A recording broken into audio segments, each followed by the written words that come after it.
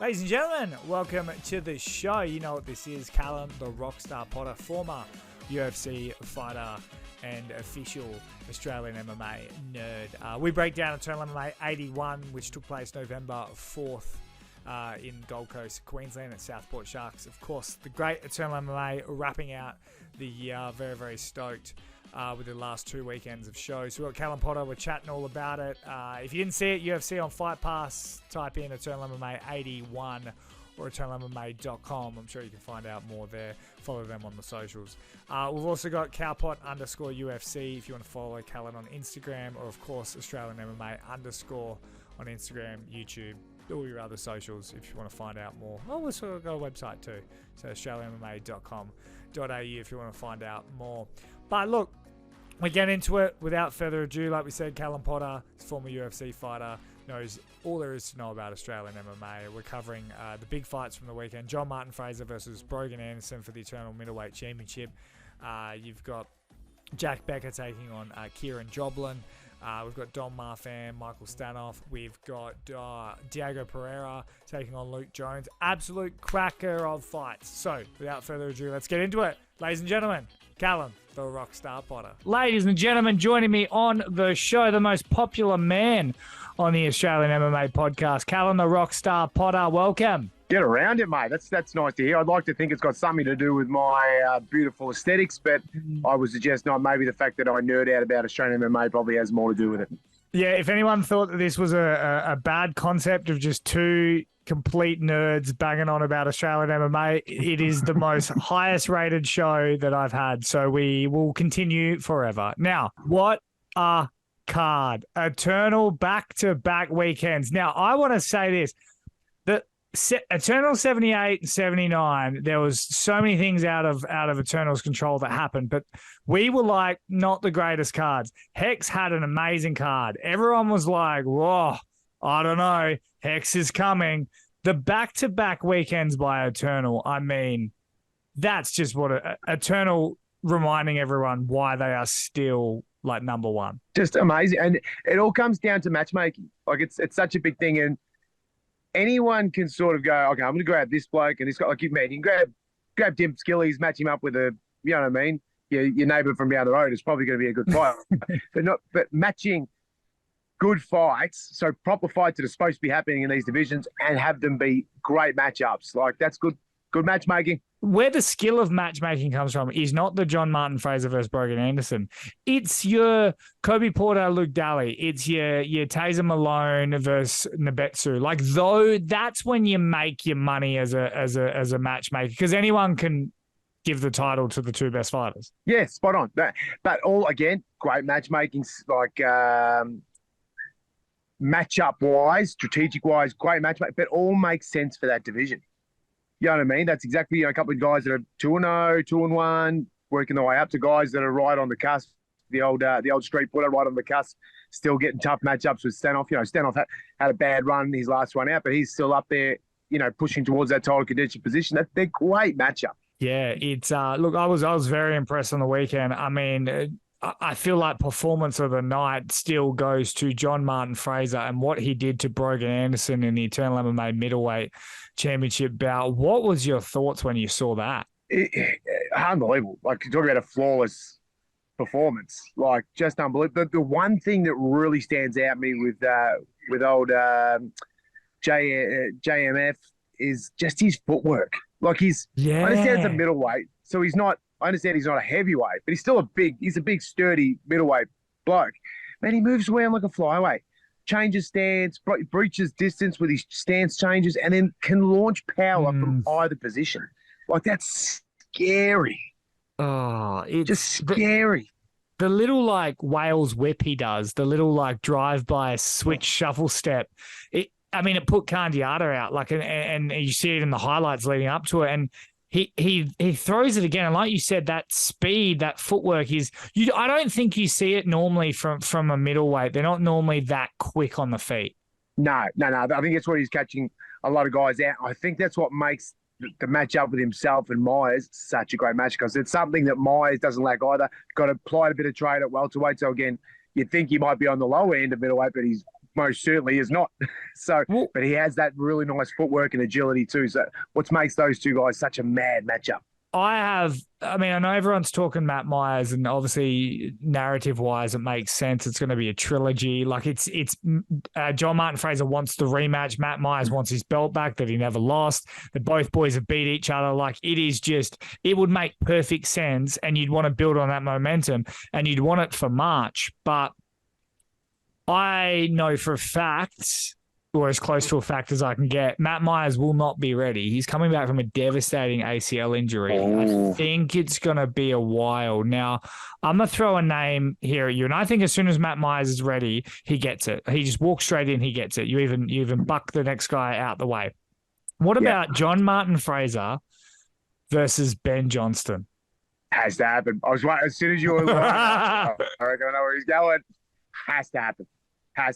And to talk about whether Ben Johnston's in a position for that, like the man finished his last fight. He called for the big call up. So has to. He's already looking at that upper echelon as far as going international competition. He is behind the Matt Myers. He's behind the John Martin Frasers. If he wants to leapfrog himself to that is 100% the matchup he's got to take and go at. Now, yeah, if you don't know much about Ben Johnston, like, yes, you just saw him whoop a poor little Korean boy, but like it was what Ben Johnston did previously, and the fact that he's been a training partner for Israel Adesanya, he's been a Muay Thai world champion. He's obviously got the great gym and a great stable of fighters. You kind of have to, if you've only just seen his last fight, it might not make too much sense as to why we're pushing him so hard. But in a way, that just might be the fight to make, isn't it? 100%. Absolutely 100%. And anyone, like you said, if you go off that last one, unknown international, Leo looked sensational, but the competition wasn't quite up to what I don't think even he wanted. Skill wise, this is the matchup to make. You know what I mean? The skill battles those guys will exchange, it is just, like I said, a couple of nerdy MMA guys like yourself and me, that is just an absolute wet dream. And hear me out. If John Martin Fraser decides to, I can't see him waiting. He's come back from his own injury, and then he wasn't even in the cage that long. I can imagine that he wants to get it rolling. That's why that fight makes sense. But if it didn't, let's say hypothetically Matt Myers is ready, Martin Fraser maybe does wait in those two options. I wouldn't mind seeing, I know these guys didn't fight on the weekend, but it makes sense for the middleweight division. I wouldn't mind either a rematch, which is a bit soon, Vendy with Stoddart. I just think Alfred Stoddart's looked amazing, especially with his Shuriken fight on the weekend and that beautiful knockout. But I wouldn't mind Alfred Stoddart versus Ben Johnston. Oh, that's a great fight too. That's a really good fight. I've seen Stoddart up close, and he's a difficult lad, and he's one of those different strength sort of guys. Like he's cut out of wood, like Dan Henderson sort of style. Yeah, like he's different. You touch that bloke on the back and you're like, yeah, it's like patting a big old silverback. He's just so strong. But mate, I wouldn't be out. What's going on? What's the latest word with Mr. Darcy Vendy? Where's he at the moment? Well, I think he's fine. He's ready to go. But the difficult thing with this, I guess, is you've got he recently starched Stoddart pretty quickly, pretty easily. He trains with Ben Johnston, if I'm correct. That's right. That's right. So, I mean, do you give Vendy versus Martin Fraser? Like, it doesn't. I mean, I know Vendy's got the beat Jack Della and all that sort of stuff. You can play with that in terms of selling the fight, but he doesn't feel like he has the same momentum as perhaps some of the others for some reasons. So to throw him straight into a title fight, inactivity. That's the main answer to that. He's amazingly skilled. He's come back and put a great performance on against Stoddart. As much as that was Stoddart's debut in the pros.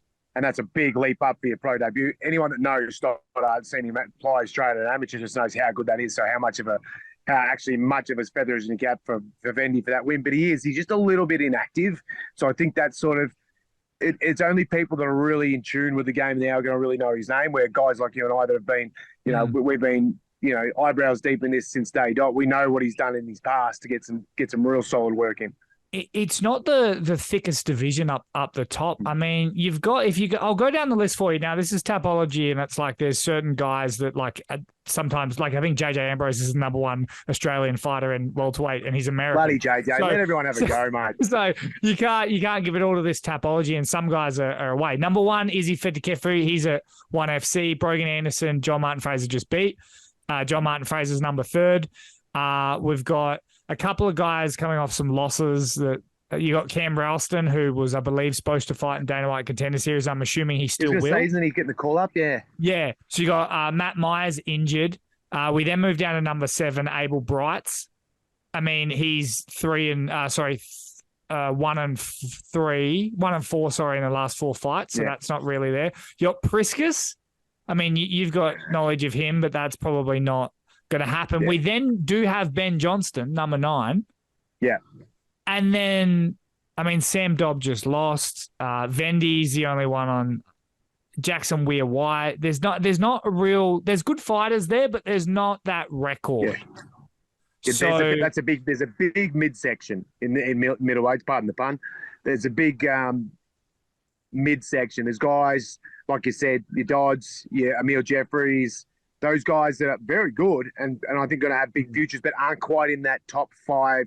Let's stick him in for a belt status just yet. The guys that are about 3 good wins off being there.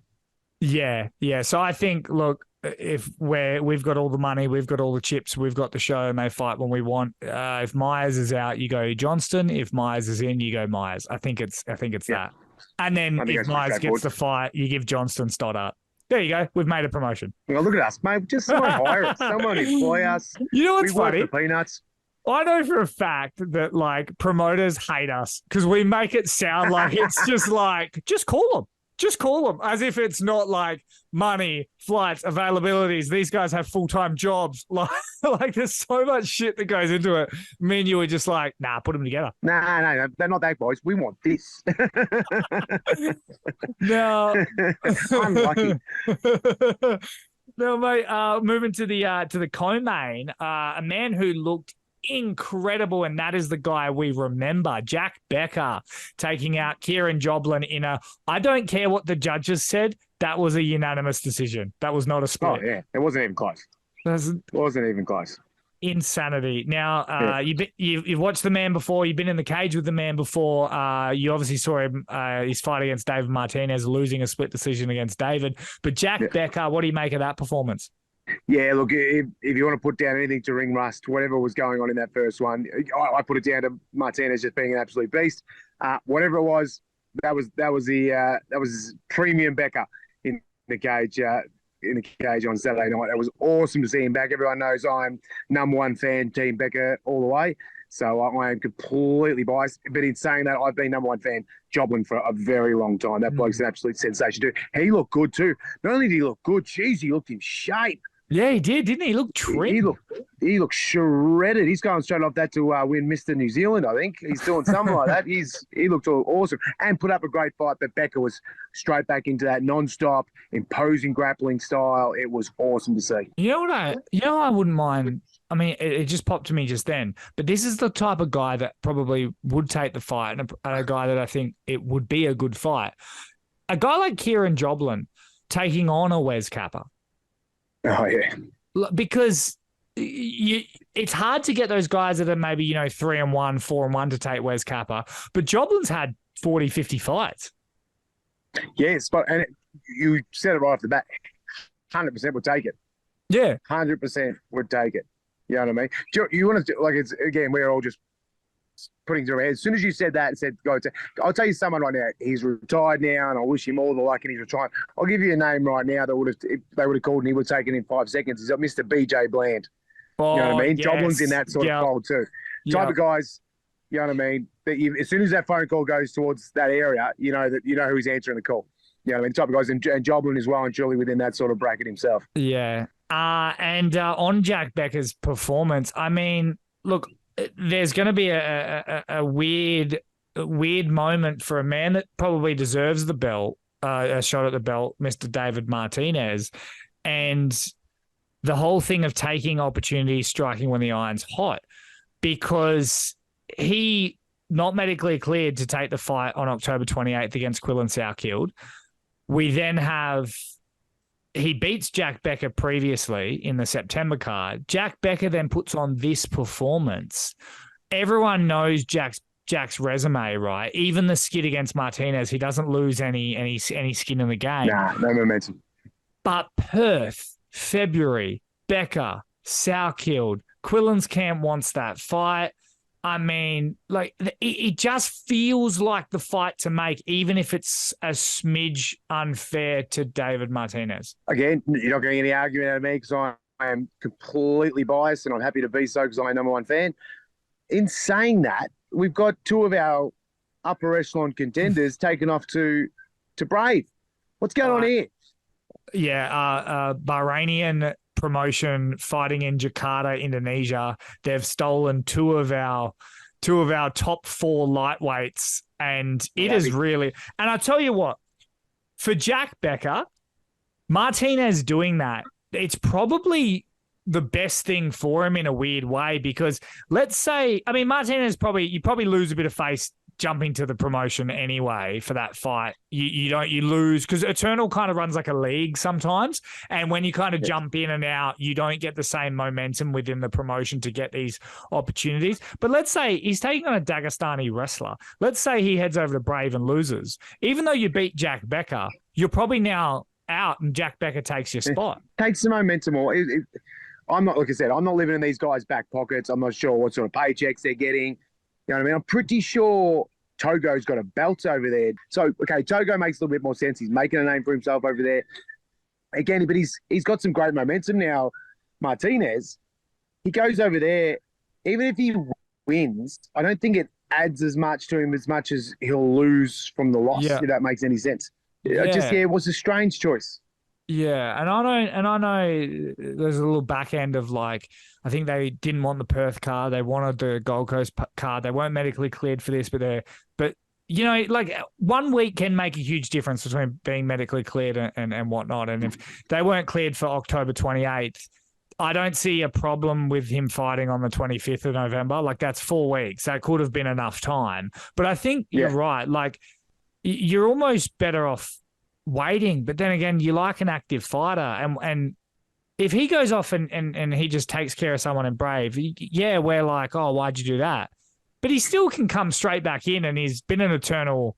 Like, when you think of Eternal, you think of guys like Martinez. Like, they kind of haven't fought anywhere else. Yeah, oh yeah. If you've got a video library of the Eternal matches, his face is on the cover. You know what I mean? He's been here that long, got enough work done. And it creates this weird little logjam where, I mean, we mentioned Josh Togo, and it's almost like the time that me and you need to almost put Josh Togo to bed a little bit until he comes back, because he's the number. In our eyes, he's the number one guy. He's the one. And Quillan Sourkild's even said it. He wants Togo or he wants Becker. Like that, they're the one. He'll take the next best guy. He'll take the Martinez fight.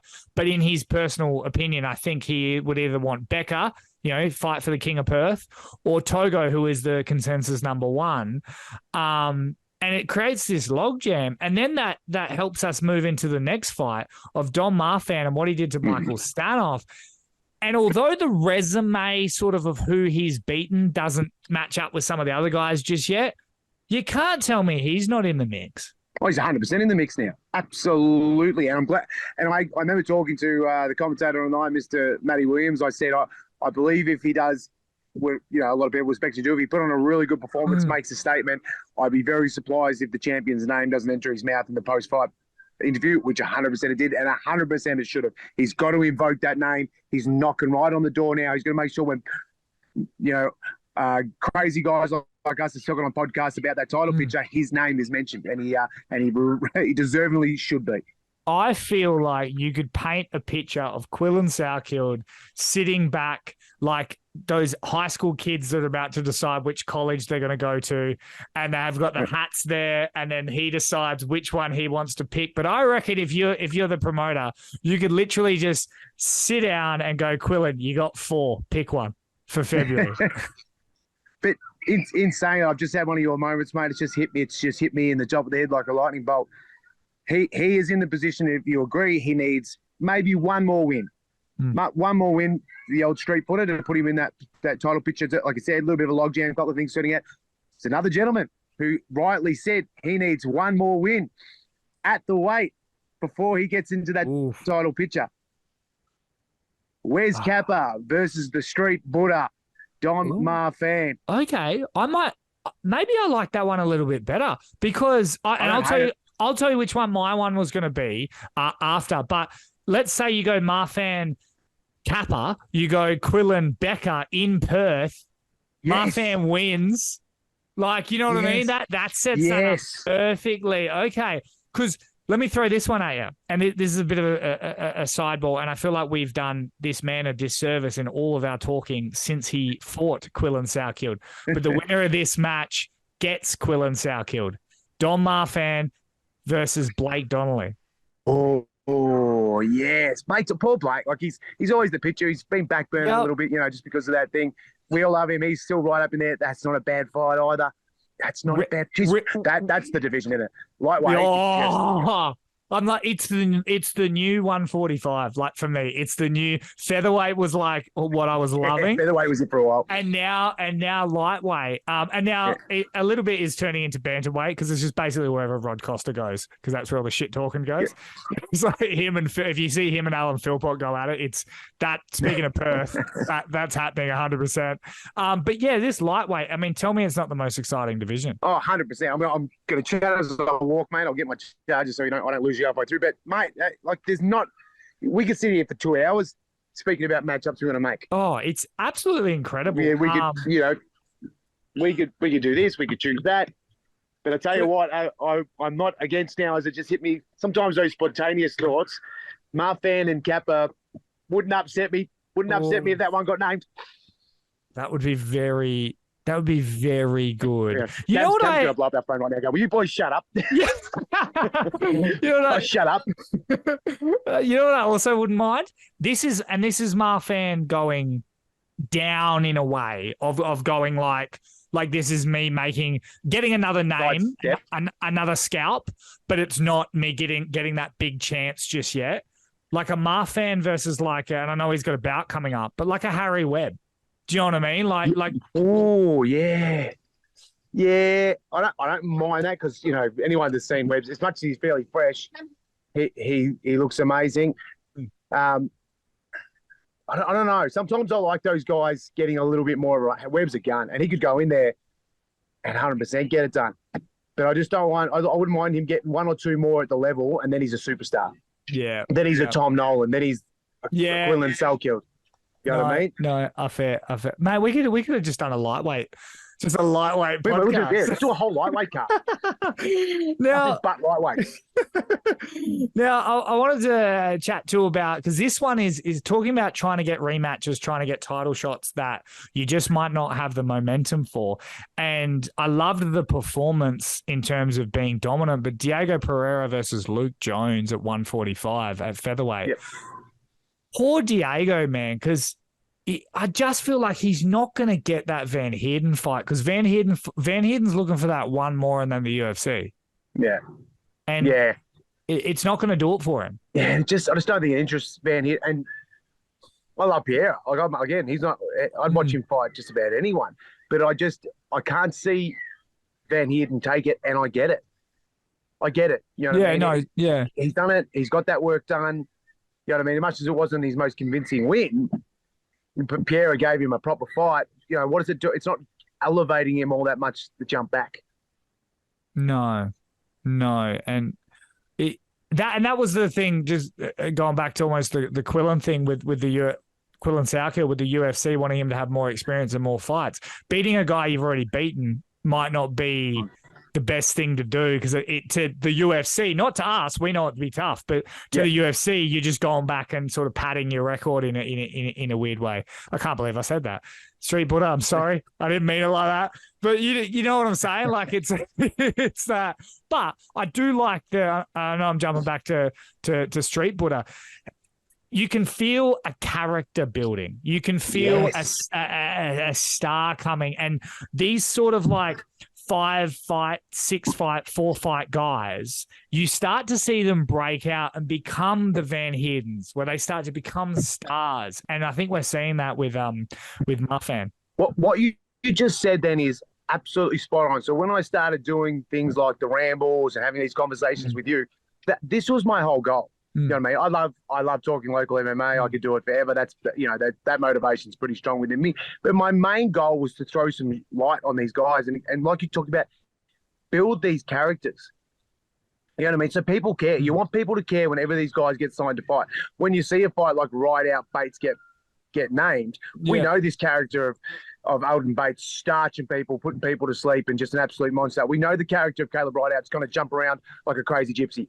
You know what I mean? That you want these characters built so people get invested in these matchups, and that was always my goal with the rambles and all the stuff that we do too. Without a doubt, because I watched back-to-back weekends. I mean, I don't know if I have a girlfriend anymore, but I watched 2 full cards. Like I don't full cards, right? The whole thing, right? I cannot remember the last time I've done that with the UFC and watched a full card. And you can't tell me that the skill level of the UFC doesn't trump these last 2 cards.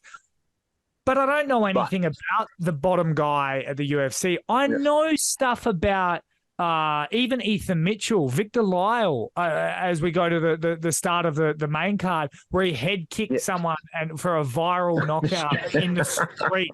He's knocking out Eshays and then head kicks Corey Lynch with the exact same kick. It's like that's the stuff that makes you hand over your money. Yeah, spot on. The characters, you know what I mean? Look, the Lyle situations, it's very niche. You know what I mean? And tell me that's not going to get replayed on 18 different pages on Facebook. They're just going to cut in his head kick from the fight and his head kick from the streets.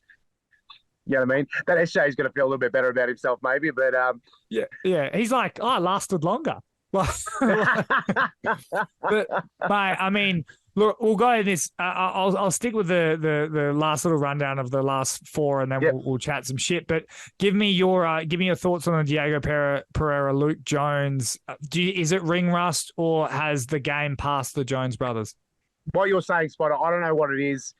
I hate, and you have to twist my arm to throw any sort of shade on any of the fighters on this thing, and I'm certainly not trying to do that. The Jones boys both looked off, mate, these last 2 weeks, and I don't think they disagree, or their coaching staff would disagree themselves. They looked off. They didn't look like themselves. They didn't look like their original killers. In saying that, Pereira looked sensational, but they both almost implemented the same game plan, and they look like they lacked direction. A lot of circling, a lot of movement, and then not a lot of, okay, well, now I've got to get into a fight. It was, they looked off. You know who I'd like Pereira against? And I feel like he's going to have a tougher time to get back to the top just because of Van Heerden's in the way and all that sort of stuff. I mean, he's beaten Abdallah, so he's got that at least. Yeah. I wouldn't mind him versus I know to him he might seem not as experienced, but I wouldn't mind him against like a Sem Kakembo. Yeah, absolutely. That's a fight that has to happen. You know what I mean? Diego's getting towards that veteran status with his experience. Sam's still in that newborn, established himself. Obviously, with that last fight, he's pre-established himself for that upper echelon of the division. That's a great fight. That'd be a real crazy technical scrap. I was re-looking over Diego's record, and Jesus, he's done some work. Yeah, you know what I mean. He's had his ups and downs. That's the sport it is. But he's fought everyone and had some great wins, had some tough losses. But geez, he's got some work in. Yeah, he's incredible, and you can just feel it training under Ben Johnston now.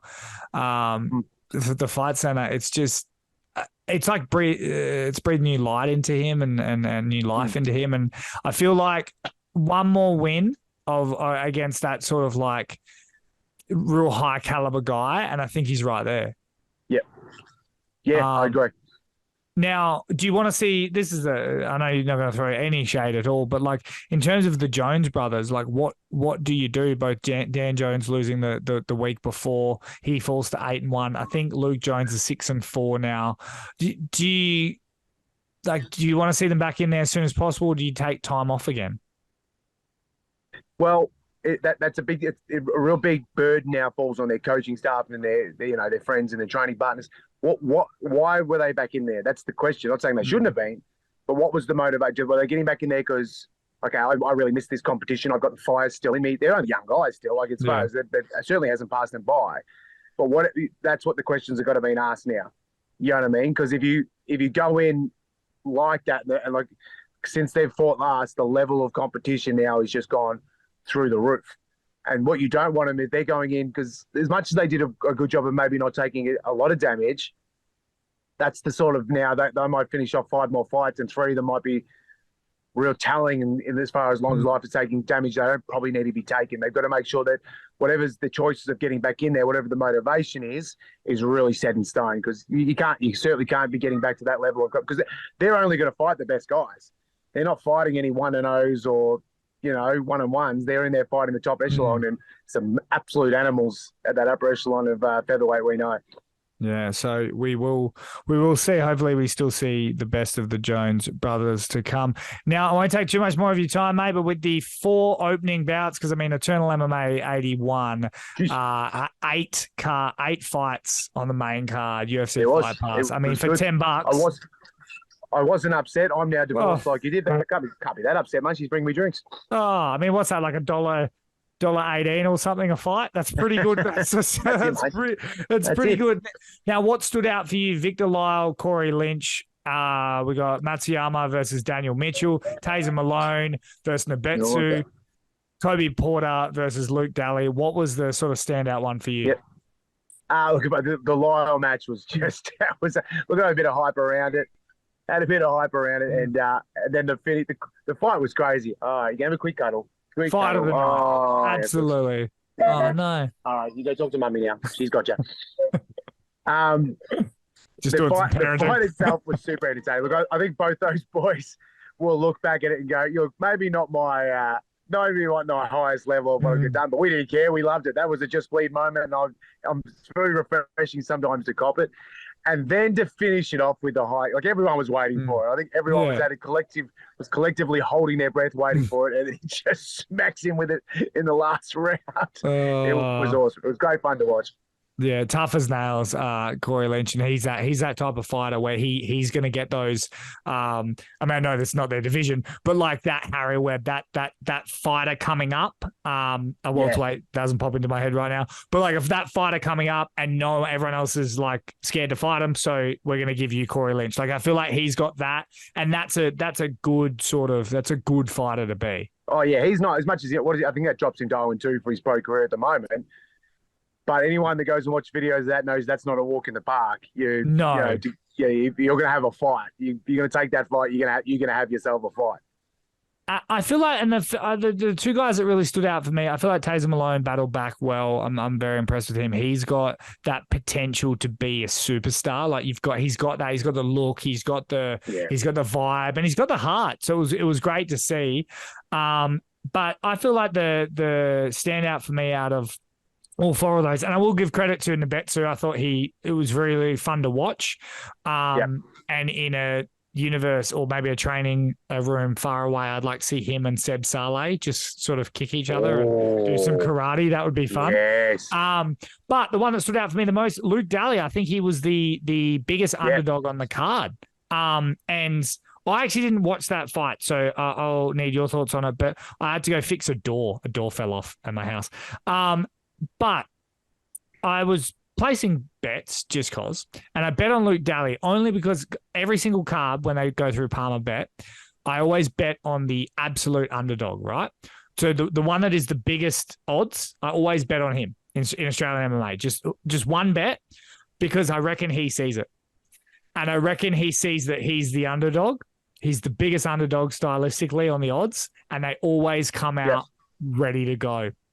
And he did. And Luke Daly, I think, was very, very impressive. And not only that, Harry Webb is on fire, and he trains with Harry Webb. And I feel like there's a bit of the rub. Like those Infinite boys are they're just exploding lately. Yeah, mate, he looked great. Really heavy grappling. That I'm correct. That fight was at a catch weight of 73. Yes, I believe. Yeah. Do we know why? No idea. Maybe I couldn't get a fight. Who knows? Maybe it's that. Maybe his opponent fallout.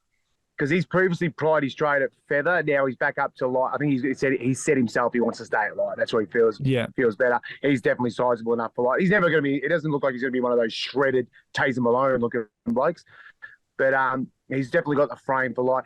One thing I wanted to point out, actually, talking about those 4 fights, I think it was those 4. Might have even been Diego Pereira at some stage talking on a technical aspect. It drives me insane, and I would love anyone, all the high-level grapplers on here to correct me. So many guys attacking the back choke, which I love. Back choke is the absolute go-to, and trying to cinch in the full lock, hand behind the head style back choke. Yep. Why a lot of guys don't seem to be putting the effort into palm, short grip chokes. When you have MMA gloves on, it drives me insane. I can't remember. It might have been Taser. I know he got it in the end. There was someone that had it all but locked in the first round. I'm like, oh, this is over. But he just kept trying, instead of just grabbing palm to palm and squeezing down, he was trying to get that full lock in. And yeah, I think I was screaming, and they got yelled at by the wife. So I blame them. I blame them for my soon to becoming divorce. But no, a lot more guys in the MMA realms need to be put a lot more work into palm to palm grip. Do you reckon that's grappling without MMA gloves on? 100%. Oh, it would make sense. It would make sense. Please, guys, you can screenshot it and correct me. I can't remember a time where we did a lot of MMA grappling where I back choked full grip. I remember grappling with Mr. Brendan Mumford, and at one stage I tried to do it. And if you watch the film, you actually see me shake my head at myself. I went to put it into behind. He said, like, idiot, what are you doing? You don't do that. Just grab your palm. So, I like to see a lot more guys get a little bit more work doing that palm-to-palm short choke grip. It's a lot more fundamental for MMA. Now, as we round out Eternal MMA 81 November 4th in Queensland, what was your grade going in, and what did you think the show was? Mate, again, they can't hate us too much, as we're just spruiking how good these shows are, mate. It was unbelievable. It was just so good. I got to sit here in Denny and at the front of my caravan having a sasty and watching it. So happy to do so. Again, it's an A for the card. To see amazing performances like that from John Martin Fraser. We knew how good he was, but to solidify that guy deserves a title belt. Not that he is a champion, he deserves a championship belt around his waist. Really build in, as we talked about before, the character in the street. In the street Buddha, you know what I mean? I think a lot of guys, I'm hoping his Instagram's just gone up another 1,000 followers, as it should. You know what I mean? He's someone to watch now. And then, my boy, number one fanboy, Jack Becker, just showing everyone that he is still the top of that division, and he's going to give everyone troubles. But definitely an A for the Eternal on the weekend. Yeah, absolutely incredible. I can't fault you there. If anything, thought it was good. I probably rated this one a little bit higher than the Perth one going in, just because of that very reason. I thought maybe it was going to be a more MMA nerdy one, like we said, the Marfan, the Becker, and some of these, you got split decision, unanimous decision, but it all meant so much in it all, and I think it was an incredible card. Last little rumor before I let you go. Well, not rumor. It was confirmed. The Hex Fight Series 28 co-main event change up with Cody Haddon getting hurt. Paul Loga in taking on Sean Gauci. Your thoughts on that one? Well done to Hex for getting it rebooked. You know what I mean? That would have been devastating for Mr. Gauci. I've done a lot of work with Gauci, and awesome to see him back in there regardless. Hoping Mr. Haddon gets heals up very quick. You know what I mean? We were very excited for that matchup, and I'm sure it would have to be something extremely serious to keep that young lad out of there. He's very desperate to get in there and fight. So we're hoping for a speedy recovery. Just glad they found a meat match. Paul Loga is absolutely nobody's fool. That's a great late minute. And obviously he missed out on his fight. So he was in shape, ready to go as well. So it all worked out pretty well. Glad to see Mr. Gauci able to get back in there and have a very good matchup found on last minute. Yeah, I know that Hex was watching these two Eternal cards very, very closely, especially with the Gauci one, which of course they filled with Loga. But I could be wrong here, but I'm almost certain Sem Kakembo is still looking for an opponent. And like we said, there was a few featherweights fighting, so we will see what happens come November 18th. But Callan, the Rockstar Potter, mate, thank you so much for joining us. We need more rambles, mate. Every time you post, I get excited, and it's just the fight card, and I want to hear you ramble. I know. I thought people might be sick of looking at my No. massive snoz and all that. I'll get it back. I'll get back in the rambles. It's just time is of abundance. I've switched over a bit of work stuff, but I'll get back in this hex card, back in the rambles, talking the crap and building more characters in local MMA. Love it, mate.